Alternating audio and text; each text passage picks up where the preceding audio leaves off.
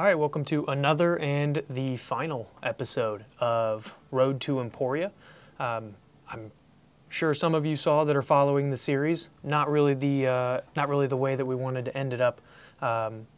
So go through the equipment on the day, what happened, a little bit of a race recap, if you will, and then just kind of some thoughts on what we could have done differently, maybe how I ended up DNFing and what I could do next time not to. So we'll go through some stats, and then feel free to ask any questions or comments in the video, and we'll go from there. So first off, the weather forecast changed wildly over the few days leading up to the race. That is not an excuse for DNFing. That is not why I DNF'd. The equipment choice, though, was the talk of the expo. If anybody was walking around the expo, what tires you're running, how the mud looked, what you're bringing, all of that was nonstop all day. So I rode the mud section on Friday before the race, and I rode it. It was great. It was hard-packed dirt, no problem. As soon as I left the mud section, it rained like crazy. I got pictures from a friend shortly thereafter. Didn't really look like a big problem. A little muddy, a little puddle. I thought kind of no big deal. Then I heard rumors that it rained a bunch, or was going to rain a bunch overnight. So I ended up swapping my 45 millimeter tire down to a 40 mil. And then we can even take you over to the bike check video that we shot there in front of the Granada Theater right at the start line.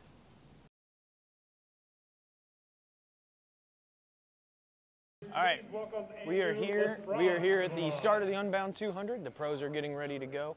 Made a few last-minute bike checks, or tweaks on the bike, so I wanted to go through kind of a final bike check. Running the aero bars today. There's a ton of mud out on course, so decided to swap the rear down to a 40C tire instead of the 45 Pirelli Cinturato M. Just gives me a little bit more mud clearance. The pictures from out on course are nasty. So we're going to be in for a long day, but I think the bike is certainly not going to be what lets me down. So nice and clean, ready to go. And we'll see you guys at the finish. Your second place rider, one of last year's third place finisher, Mr. Ian Boswell.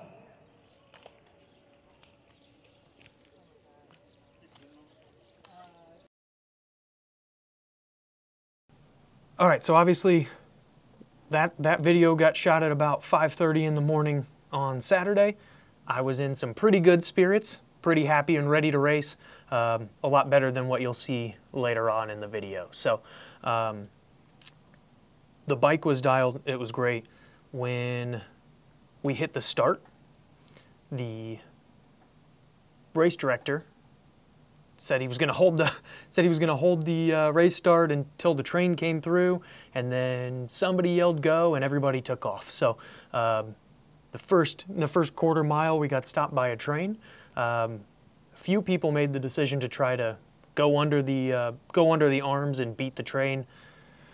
That's not a good call in my book. So we sat there, waited for the train to go by for a couple minutes. Kind of had start number 2 of the race. So I was lucky enough to have a friend, Paul, come with me, and so he and I were riding together, got in some pretty good groups. I was fortunate enough to see a bunch of you guys out on course, and it was great to see everybody, have you guys calling my name out, saying hi. I really appreciate it. That was really cool to see. So as we start, I had a goal of setting a limit on my normalized power. So I didn't want to go over 180 watts for the first like 2 hours. I thought if I could control the first 2 hours, the rest is, I'm putting myself in a pretty good position to finish. So Paul and I were riding through the group, jumping from a group to group, and then we finally kind of settled into this one group that worked really well together.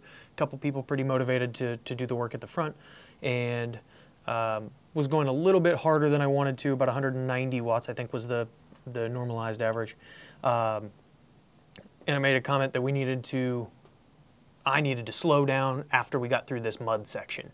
and we were about mile 9.5, and you had this D-road hill, which for anybody that did the race, just a short, sharp hill, and we were sitting maybe fifth wheel in this little group, and I didn't want to give up that position, so I thought it was maybe worth it to go a little harder than I would have otherwise, to make sure we got to this mud section and could get through it without too much traffic. That's how little I understood about what was coming. So, you'll see here some of the walking that we did. You know, some of the side sections were rideable at the beginning, but by the time I got there were so many people already walking. Even if I wanted to try to ride the grass, there's no way I was gonna have that happen. So we settled in for a walk, thinking, you know, sign up for a bike race. Who doesn't want a long walk? 3.5 miles later, we're still walking. Jumping from side to side in the road. The mud is super deep, really thick. There was a few people that tried to ride on gravel bikes and just locked up everything. So, like you saw in the bike check video, I dropped that rear tire down to a 40, hoping that extra clearance would stop any wheel locking up. I actually locked up both wheels after the mud section, trying to ride what I thought was rideable.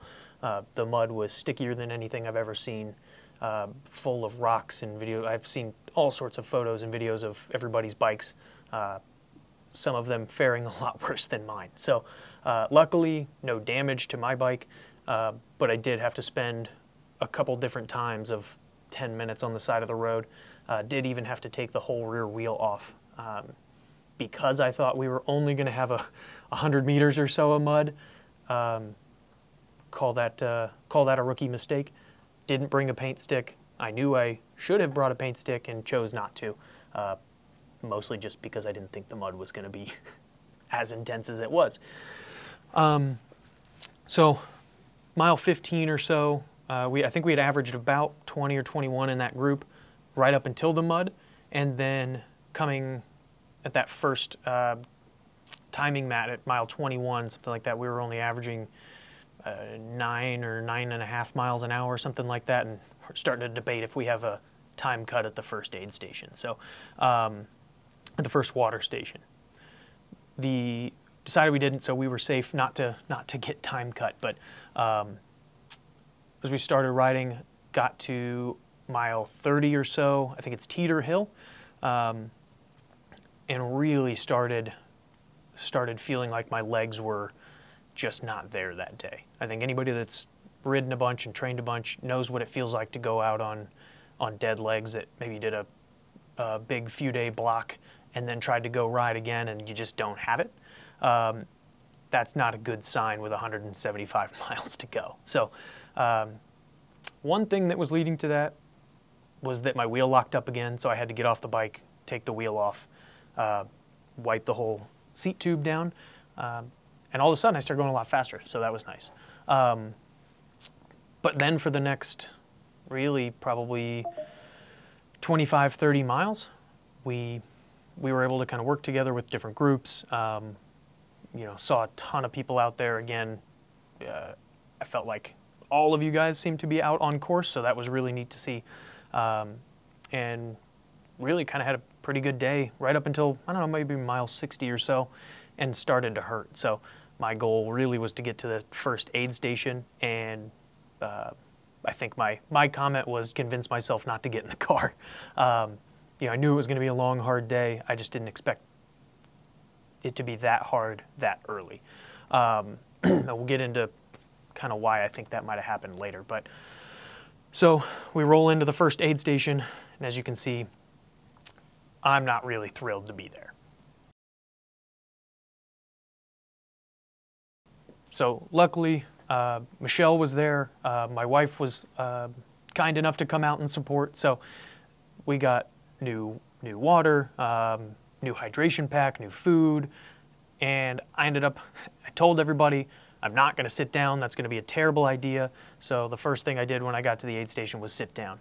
It's absolutely what I needed. I took a few minutes to just kind of gather myself and, like I said before, convince myself not to get in the car. So we got up, started riding about 5 minutes pretty easy just to let the legs loosen back up from sitting down, and really started to feel quite a bit better. That aid station was at mile 79 or 80, and therefore probably 10, 12 miles, I thought, okay, I think we fixed the problem. Legs are feeling better, and then about mile 90 hit and went straight back to where I was right before the aid station. So a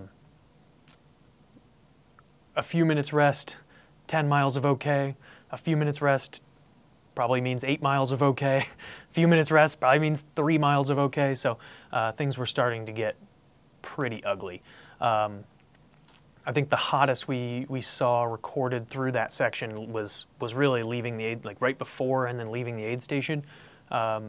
Looking back at the Garmin data, it was about 106 coming off the road. So it was definitely toasty. Typically heat doesn't bother me too much, so that was okay with me. But it was certainly not comfortable.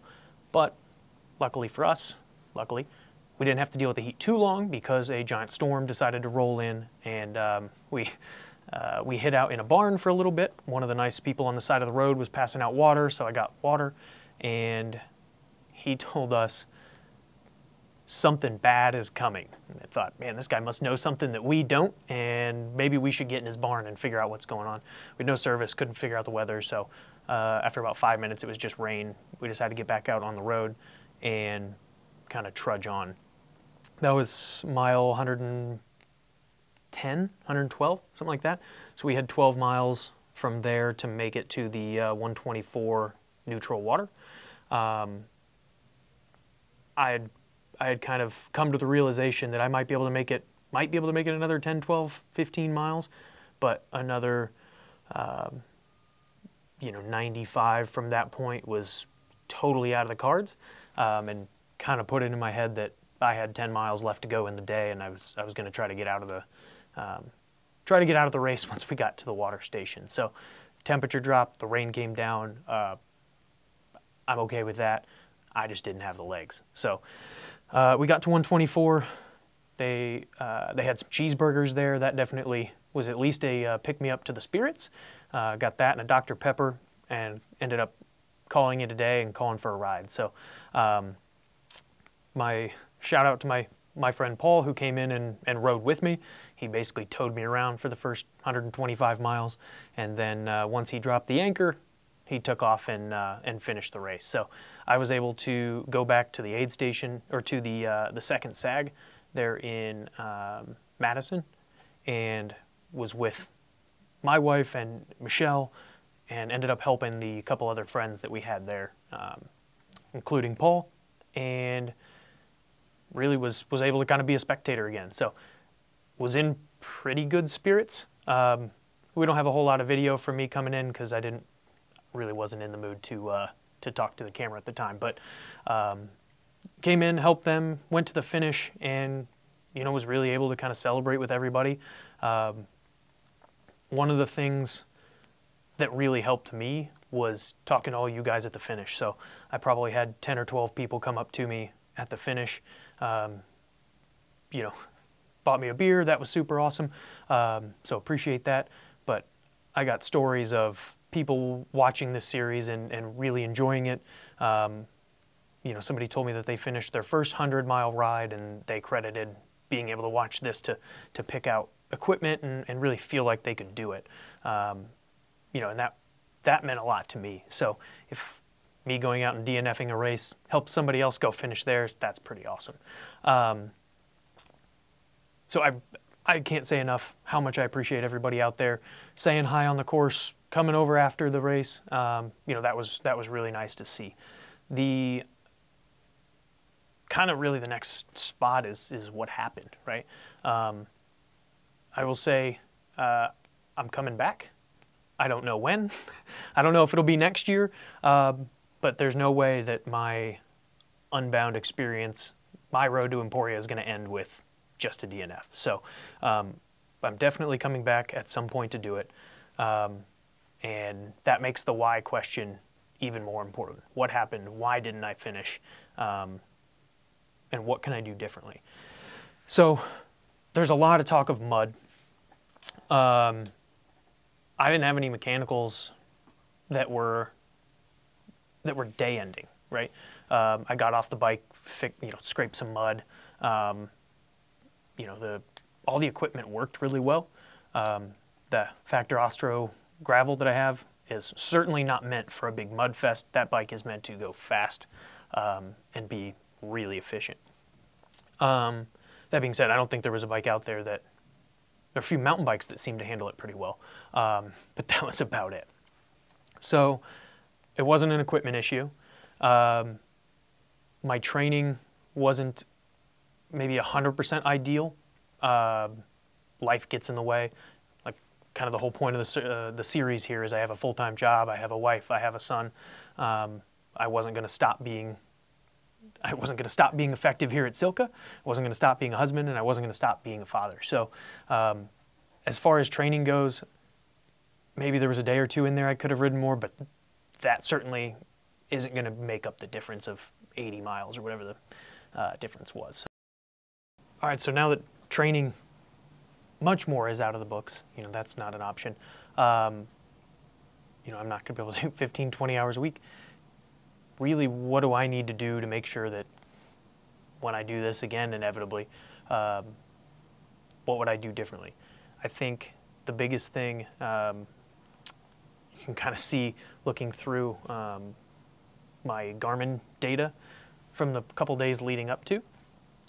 I think I drastically overestimated my ability to stand in the booth, walk around, be on my feet all day, and then still have some legs left. So there's some pros like Jeremiah Bishop that's known for doing that. He's got a lot bigger base fitness than I do. So looking through, I think I had 23 or 24,000 steps. We'll put a graph up there or something. And the 2 days leading up to it, on Thursday, I think we started setting up at about 8 a.m. and we did some work for our athletes and things, waxing chains and installing sealant and wrapping bars and all that kind of stuff. And I think I got done with my stuff around 10:30 that night. So a good 14-hour day where I really didn't leave my feet. 2 days before the event is probably not the best way to taper. So it's really the only thing I can come up with that would leave my legs feeling as dead as they did so early in the day. So a couple weeks before, I had felt really good. I was doing some rides that felt great. I was doing intervals longer than I had planned on because I felt so good. Felt fairly good coming into the race day.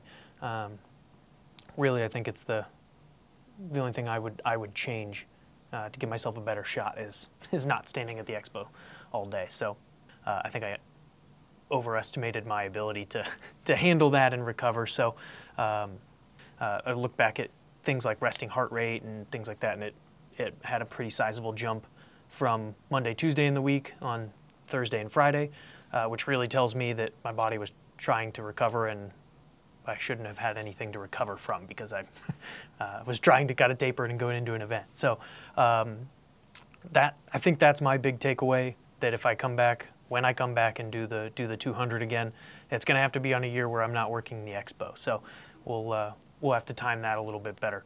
I think the plan will probably be, I love this event. It's so much fun. There's no environment like it out there. So if I'm coming and I'm doing the expo, I'll probably ride and I'll do the 50 or I'll do the 100. And that way I can kind of figure out the last 20 miles or so and be all right. Again, I had a blast doing this series. I hope you guys enjoyed it.